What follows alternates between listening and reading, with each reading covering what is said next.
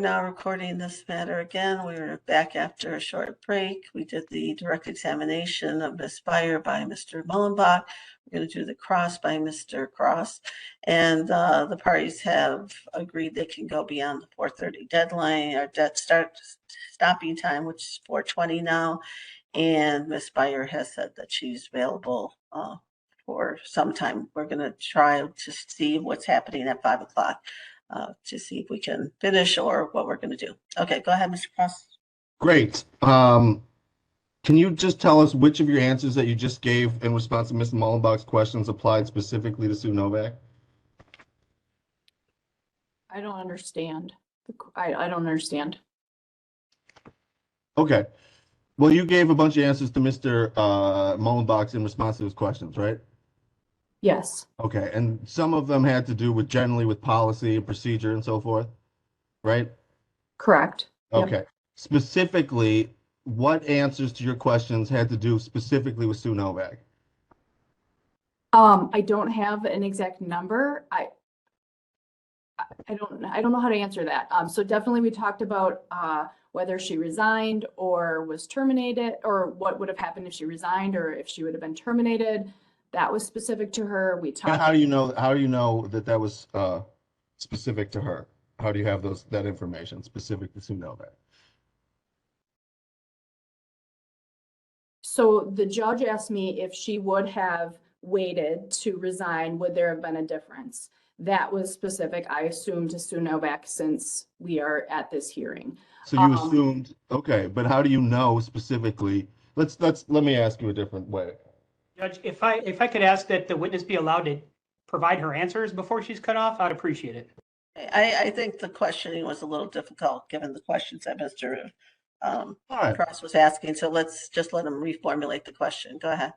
Great. So Mr. Mullenbach asked you about, had you done some damage calculations for Sue Novak? Do you remember that? Okay. So do you know specifically how much money Sue Novak would have lost based on being separated from the department? We did a preliminary calculation, but we didn't have all of the information. We didn't have the Great. Okay, so leaving aside the mitigation data, which I understand that you didn't have that, you formulated all the rest of that information or something else? We looked at what her wages would have been at the various points in time and how many hours she would have been working during those points of time. Okay, anything else? That's the most part how we calculated the damages. How about benefits? What do you mean by benefits? What's your job? I'm the HR director. Okay, would you have any training to do that job? Yeah. Okay, what training do you have to do your job? I have a 4-year degree and also a master's in HR, business administration. I have taken numerous trainings throughout my career, supervisory development, HR specific trainings. I've been working for the state for 24 years in an HR capacity. Great. Based on that knowledge and experience, do you know what a benefit is? I'm going to object to the form of that question, and it's definitely getting badgering at this point in time. I have to agree with Mr. Cross. If you think that there's a question regarding what benefit means when she said it, then we can just ask her to define it if that's the issue that you're having. Go ahead. I thought I did. I did not, but can Ms. I asked her, based on her knowledge and experience, does she know what benefits is? Can you tell us what you understood to be a benefit? Yes. No, it's not excuse me. Please don't reformulate my question. If you want to ask a separate question, that's fine. But my question is not that. My question is, do you, based on your knowledge experience, do you understand what a benefit is? From your position in your job, Ms. Beier, please. Yes. Okay. What is a benefit? Benefits would be insurances, the Wisconsin retirement system. Those are benefits. Okay. There are also leave time is something different. Leave time, some of those things are often referred to as benefits as well. I don't necessarily think of them in the same way as I do insurances, retirement system, all of that. Okay. Did you calculate any of those for Sue Novak specifically? For the Leave time, I believe that payroll may have calculated what those balances would have been had she not been terminated. Okay, but you don't know what those are. I don't have that in front of me, no. Did you ever have it in front of you? Yes, Okay. But you don't, you're not able to tell us what that number is, right? those balances, no. Okay. Now, again, did you ever calculate the benefits?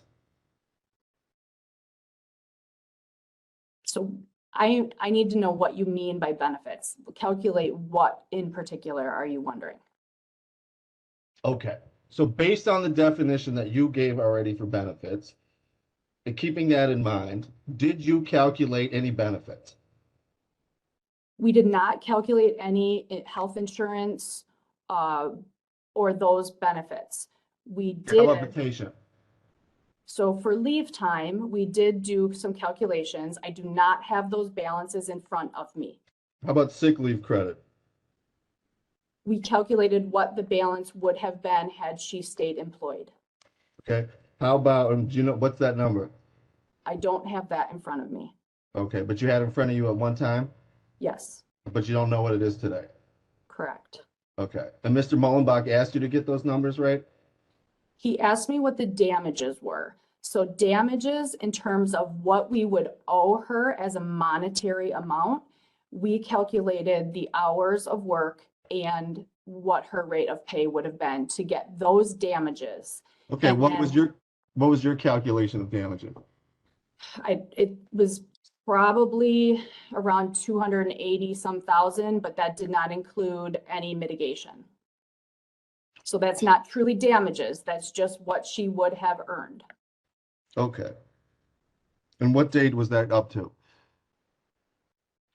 It's been several weeks. It was prior to this hearing, so it's probably at least a month old. Okay, so that's the last time you knew these numbers, is that right? Correct. Okay. Now, you know what a DART meeting is? Yes. Okay, have you ever participated in a DART meeting? I don't know if I have. I'm not sure. Okay, Can't did remember. you participate in Sue Novak's DART meeting? No, I do not believe I did. Okay. Now, we talked before about a Mr. Douglas Thayer. Sorry, you talked about him before, right? Correct. What's his position? He is a bureau director in the Division of Personnel Management, and he is responsible for labor or employment relations. Okay. Is it your testimony here today that a bureau director is the final decision maker over the Department of Corrections? It is my testimony that we have to send all skips down to Doug Thayer to get approval, or if he doesn't approve, to get that from him. Okay. And do you know that that happened for Sue Novak? It would not have happened for Sue Novak. Okay. Do you know if it happened for Sue Novak? It did not happen for Sue Novak. She Okay. resigned or retired. How do you know that this did or did not happen for Sue Novak? The case stops when somebody resigns or retires. Okay. But so you don't have any independent knowledge, right? I guess no. No. Okay. Logic. I have logic. Okay. So have you had any experience do you have any knowledge of the decisions by this bureau director? For who? Mr. Thayer, do you have any knowledge of his decisions? Decisions about what? Like about who? Like, for example, these transfers that we're talking about. Doug Thayer doesn't approve career exec transfers. Okay, then in what way could his position relate to Sue Novak? Had we made a determination on a disciplinary decision, if it would have been a skip, we would have had to send it to Doug Thayer for approval or denial. Okay, and when you say we, who do you mean? My bureau, but Kelly Brown specifically is the one that sends unless she's gone and then I send. Okay, and have you ever known, do you have any knowledge of the decisions that Mr. Thayer made? His decisions in general, yes, he has given me his decisions on other cases. Okay, have you ever known him to overrule the secretary? He has definitely told us when he does not agree with termination or a skip. Okay, did you hear my question? Can you repeat it? I Have thought you I ever answered it. known Mr. Thayer, a bureau director, to overrule the secretary of the Department of Corrections? He has told us, yes, that he does not agree with it or does not approve a decision. So in essence, is that overruling? I suppose you could say that. He doesn't Okay, put so it in those then terms. Excuse me, then what happens after Mr. Thayer makes a decision? If the decision aligns with what we requested, we would implement the disciplinary action. If it does not align with what we requested, we either implement what he said to do, or sometimes I go back and talk to the secretary. I generally will let the secretary know when there's not an agreement. Okay, so what happens when you go back and talk to the secretary? It varies. Okay, so give us some examples. Sometimes we would go with that action. Most of the time we would go with that action. Okay, let's talk about the times you didn't go with that action. It doesn't happen often. I can't really think of one off the top of my head, but it could happen, I suppose. What does go with that action mean? Implement the action that was approved by Doug Thayer. Okay, so the secretary doesn't have to go with the action that is approved by Doug Thayer, right?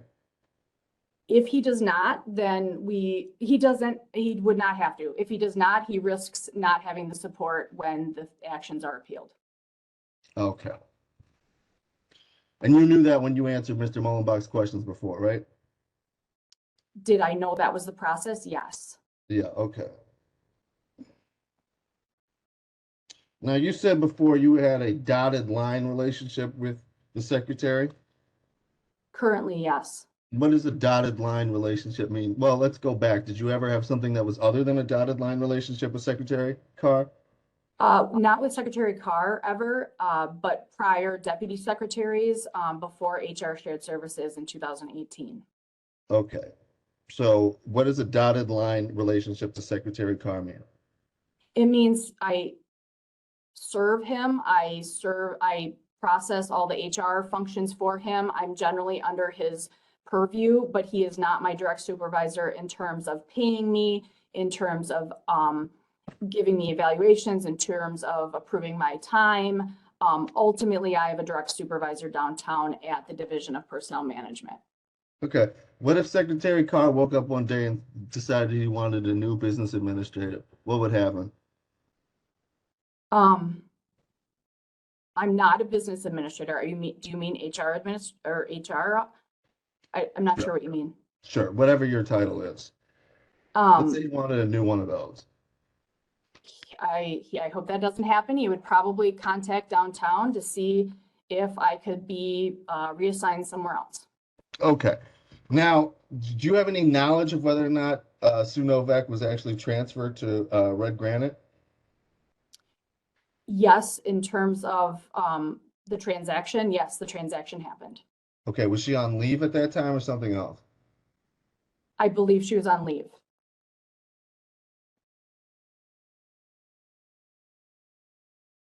Okay. Well, so is it fair to say that at the time of her resignation, she was actually the warden at Red Granite? She was the warden at Red Granite at the time of her resignation. Do you believe that Sue Novak knew this? I would hope she received the letter that is in her file that talks about her effective date. But no, I don't know for a fact if she had that in hand. Okay. Well, did you ever send it to her? It is in her personnel file. I can only assume that it was sent to her, yes. How do you know she was transferred, that transfer was effectuated? The staff that report to me or that I oversee entered that transaction in PeopleSoft based on and developed the appointment letter that had that effective date in Did May. you tell them to do that or something else? I'd have to look and see who gave the final directive on the date. I think Division of Adult Institutions would have told us what date since these were approved months prior to that. Okay, so your role in this, or your office's role in this, was merely functionary, is that fair to say? I don't know what you mean by that. Well, you were just entering somebody else's orders into a machine. We are responsible for putting the personnel transactions into PeopleSoft, if that's what you mean, Oh. yes. Okay. So as far as you understand, the actual decision maker was the Department of Corrections Division Administrator, right?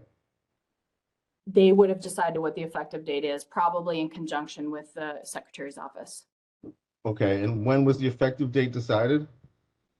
I don't know when, I just know what the effective date was. Okay.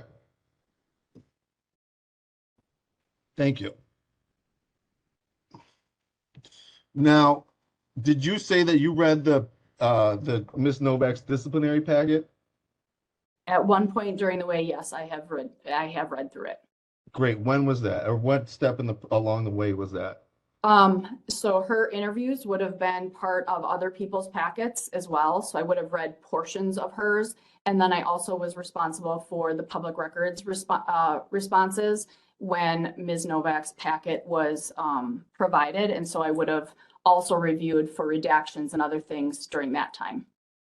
I appreciate that. Okay, so let's just focus on that first part. What was your role in reviewing those interviews at that time?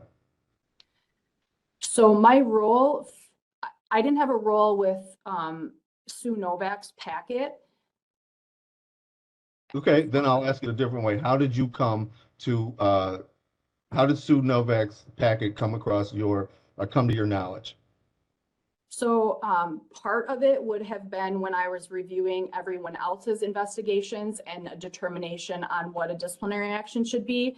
And then part of her packet would have been in there because the witness interviews were often the same. And then the balance of the packet was during the public records response.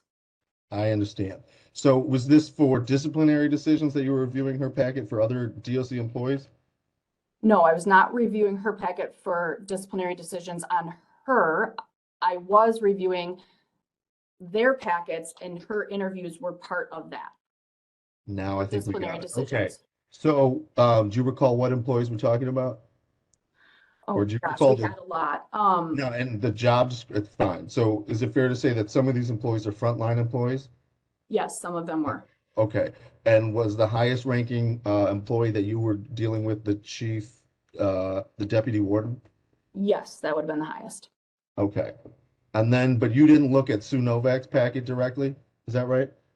Not at that time. I didn't have a reason to look at her whole entire packet at that time. But her Okay. interviews were in other people's packets. I got it. But you know what a leave letter is that right? Administrative leave letter? Yeah. Yes. Was your office consulted in the drafting of Sue Novak's administrative leave letter?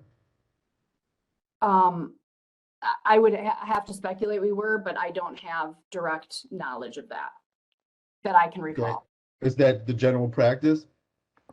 Generally, employment relations is consulted. They need to be consulted on that, or we are notified.